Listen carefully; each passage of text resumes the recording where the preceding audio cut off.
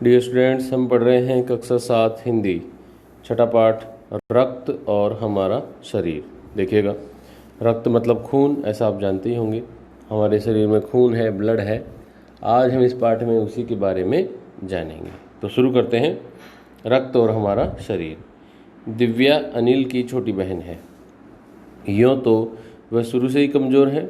यहाँ पर दिव्या के बारे में बताया जा रहा है कि वह शुरू से कमज़ोर है, लेकिन इधर कुछ दिनों से उसे हर समय थकान सी महसूस होती रहती है। मन किसी काम में नहीं लगता, भूख भी पहले से कम हो गई है। अस्पताल में उसे डॉक्टर ने देखा तो कहा, लगता है दिव्या के शरीर में रक्त की कमी हो गई है, जांच करा कर देखते हैं। यह कहकर उन्होंने दिव्या को रक्त की जांच के लिए पास के एक कमरे में भेज दिया। वहाँ अनिल को अपनी ही जान पहचान की डॉक्टर दीदी दिखाई दी।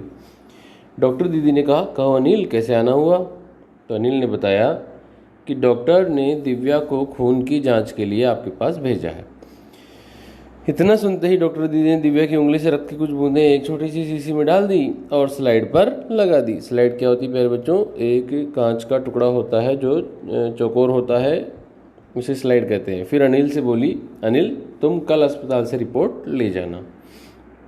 अगले दिन अस्पताल पहुंचकर अनिल ने डॉक्टर दीदी के कमरे के दरवाजे पर दस्तक दी मतलब दरवाजे को नॉक किया। भीतर से आवाज आई, आ जाओ। अनिल ने कमरे में प्रवेश किया तो पाया कि डॉक्टर दीदी सूक्ष्मदर्शी द्वारा एक स्लाइड की जांच कर रही थी। सूक्ष्मदर्शी प्यारे बच्चों एक यंत्र होता है, एक मशीन होती है जिससे हम लोग बहुत छोटी चीज़ों को भी देख पाते हैं, उसी को ही हम लोग सूक्ष्मदर्शी कहते हैं। ऐसा आप लोगों ने अपनी विज्ञान की किताब में देखा भी होगा। दीदी के इशारे से वह पास रखी एक कुर्सी पर बैठ गया। स्लाइड की जांच पूरी होने पर डॉक्टर दीदी ने साबुन से हाथ धोए और तौलिए से पोंछते हुए बोली, अनिल दिव्या को एनीमिया है।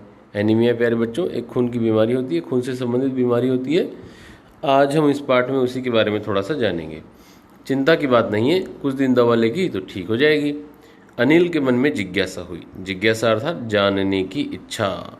वो खून के बारे में, एनीमिया के बारे में जानना चाहता। तो वह बोला, दीदी एक सवाल पूछूं? तो डॉक्टर दीदी ने कहा, हाँ हाँ क्यों नहीं। एनीमिया से आपका क्या मतलब है दीदी? उसने पूछा। तो डॉक्टर ने कहा, यह जानने के लिए तुम्हें रक्त के बारे में जानना होगा।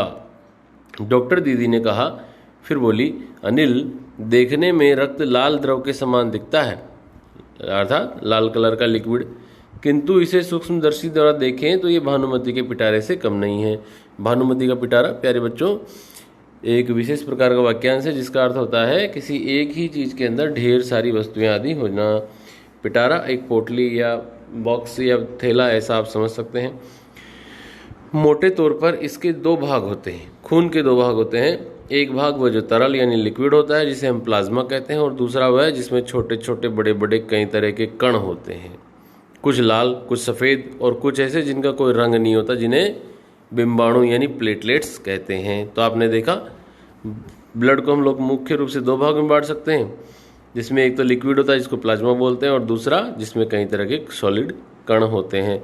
और वो कण भी तीन तरह के होते हैं, एक लाल रंग के, एक सफ़ेद रंग के, और एक ऐसे जिनका कोई रंग नहीं होता है। जिनका कोई रंग नहीं होता उन्हें बिंबाणु या फिर प्लेटलेट कहते हैं।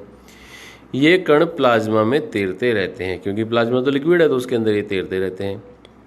इतना कहकर डॉक्टर दीदी ने सूक्ष्मदर्शी के नीचे एक स्लाइड लगाई, उसे फोकस किया और बोली, देखो अनिल, सूक्ष्मदर्शी द्वारा जो कण तुम्हें दिखाई दे रहे हैं ये है लाल रक्त कण।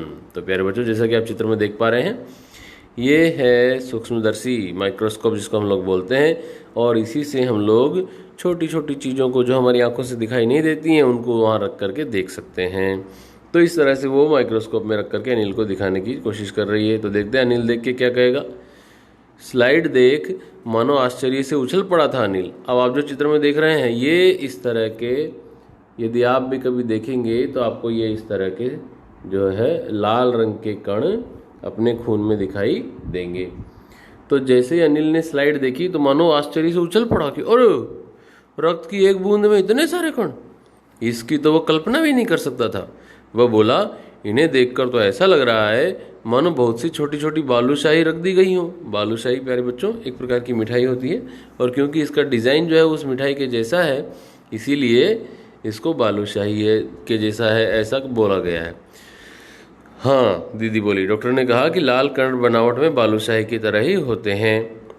गोल और दोनों तरफ अवतल यानी बीच में से दबे हुए, अर्थात उनका आकार गोल होता है लेकिन वो बीच में से थोड़े से दबे हुए होते हैं। रक्त की एक बूंद में इनकी संख्या लाखों में होती है, अर्थात खून की एक बूंद में ये जो लाल कण है इनकी संख्या लाखों में होती है। यदि हम 1 मिलीमीटर रक्त लें तो उसमें हमें 40 से 55 लाख के करीब कण मिल जाएंगे। ये कौन से कणों की बात चल रही है भाई? लाल कणों की बात चल रही है। इनके कारण ही हमें रक्त लाल रंग का नजर आता है। तो हमारा जो खून है वो हमें लाल रंग का क्यों नजर आता है? लाल रक्त कणों की वजह से। ये कण शरीर के लिए दिन रात काम करते हैं। सांस लेने पर साफ हवा से जो ऑक्सीजन तुम प्राप्त करते हो उसे शरीर के हर हिस्से में पहुंचाने का काम इन कणों का ही है। अर्थात हम श्वास लेके जो ऑक्सीजन लेते हैं वो ऑक्सीजन को बॉडी के प्रत्येक पार्ट में पहुंचाने के लिए ये कण ही काम करते रहते हैं। इनका जीवन काल लगभग 4 महीने का होता है, अर्थात ये जो कण होते हैं ये 4 महीने तक जिंदा रहते हैं। 4 महीने के होते होते ये नष्ट हो जाते हैं, लेकिन एक साथ नहीं होते, धीरे धीरे, कुछ आज कुछ कल कुछ से अगले दिन, तब तो कुछ ही महीनों में खत्म हो जाते होंगे, अनिल ने कहा। तो ये सुनकर डॉक्टर दीदी मुस्कुरा उठी और बोली, नहीं ऐसा नहीं है, शरीर में हर समय नए कण बनते रहते हैं जो नष्ट कणों का स्थान ले लेते हैं, अर्थात पुराने कण नष्ट होते जाते हैं और नए कण बनते जाते हैं। हड्डियों के बीच के भाग मज्जा में, मज्जा क्या होता है? हड्डियों के बीच में एक लिक्विड भरा हुआ होता है, उसके लिए कहा गया है। ऐसे बहुत से कारखाने होते हैं जो रक्त कणों के निर्माण कार्य में लगे रहते हैं। ये हमारे शरीर के अंदर की बातें चल रही है भाई। तो शरीर के अंदर भी हड्डियों के बीच में कारखाने हैं जो लाल रक्त कण बनाते हैं। इनके लिए इन कारखानों को प्रोटीन, लौह तत्व और विटामिन रूपी कच्चे माल की जरूरत पड़ती है। अर्थात यदि हम चाहते हैं कि हमारे शरीर में लाल रक्त कण बढ़ते रहें तो उसके लिए हमें प्रोटीन, आयरन और विटामिन कच्चे रूप में खाना पड़ेगा। ये पौष्टिक आहार लेते हो, यानी कि ये पौष्टिक आहार हमें खाने पड़ते हैं, जिसमें क्या क्या आता है? हरी सब्जियां, फल, दूध, अंडा, गोश्त में ये तत्व उपयुक्त मात्रा में होते हैं। तो ये सब हमें खाना चाहिए। यदि ये नहीं खाएंगे तो फिर हमारे भी खून में लाल रक्त कणों की कमी हो जाएगी, और उसी को खून की कमी होना, एनीमिया होना बोला जाता है। देखिएगा आगे डॉक्टर बताएंगी। यदि कोई व्यक्ति उचित आहार ग्रहण नहीं करता तो इन कारखानों को आवश्यकता अनुसार कच्चा माल नहीं मिल पाता। नतीजा ये होता है कि रक्त कण बन नहीं पाते और रक्त में इनकी कमी हो जाती है। लाल कणों की इसी कमी को एनीमिया कहते हैं। तो आप समझ गए होंगे, डॉक्टर ने कहा था कि दिव्या को एनीमिया हो गया है। तो अनिल ने पूछा था कि एनीमिया क्या होता है, तो डॉक्टर ने बताया था कि शरीर में लाल रक्त कण होते हैं, वो अच्छा खाना खाने से बनते हैं। यदि अच्छा खाना नहीं खाएंगे तो लाल रक्त कणों की कमी हो जाएगी और इस कमी को ही एनीमिया कहते हैं। तो अनिल ने आगे फिर से पूछा, तो क्या संतुलित आहार लेने मात्र से ही हम एनीमिया से बचे रह सकते हैं? तो दीदी बोली, हाँ, ये कहना काफ़ी हद तक सही है। ये यूँ तो एनीमिया बहुत से कारणों से हो सकता है, किंतु हमारे देश में इसमें सबसे बड़ा कारण जो है वो पौष्टिक आहार की कमी है। पौष्टिक आहार अर्थात ऐसा आहार जिसमें सभी चीज़ें मौजूद ना हो।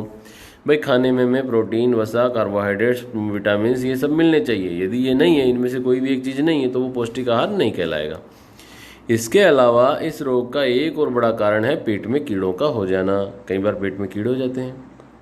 ये कीड़े प्रायः दूषित जल यानी गंदा जल और खाद्य पदार्थों द्वारा हमारे शरीर में प्रवेश कर जाते हैं। अर्थात गंदा जल या गंदा खाना हम खाते हैं तो वो कीड़े हमारे शरीर में चले जाते हैं। अतः इनसे बचने के लिए आवश्यक है कि हम पूरी सफाई से बनाए गए खाद्य पदार्थ ही ग्रहण करें, अर्थात वे एकदम साफ स्वच्छ खाना ही खाएं। भोजन करने से पहले अच्छी तरह से हाथ धो लें और साफ पानी पिएं। और हाँ अनिल, एक किस्म के कीड़े भी हैं जिनके अंडे जमीन की ऊपरी सतह में पाए जाते हैं। इन अंडों से उत्पन्न हुए लार्वे त्वचा के रास्ते शरीर में प्रवेश करके आंतों में अपना घर बना लेते हैं। और इनसे बचने का सहज उपाय है कि शौच के लिए हम शौचालय का ही प्रयोग करें, इधर उधर नंगे पैर ना घूमें। अर्थात यदि हम उन कीड़ों से बचना चाहते हैं तो साफ सफाई का ध्यान रखें, हाथ धोते रहें, साथ ही साथ में नंगे पैर इधर उधर न घूमें और शौचालय जाने के बाद में अच्छे से हाथों को धोएं। तो अनिल बोला, दीदी ये तो बहुत ही महत्वपूर्ण बात बताई आपने। अनिल बोला, वह पल भर सोच में डूबा रहा। फिर बोला, आपने बताया था कि रक्त में सफ़ेद कण और बिंबाणु यानी प्लेटलेट्स भी होते हैं, तो शरीर में उनका क्या काम है? तो आगे अब जो दीदी बताएंगी उसके बारे में हम लोग, मतलब सफ़ेद कण और बिंबाणुओं के बारे में हम लोग अगली कक्षा में जानेंगे। आज के लिए इतना ही है। Thank you.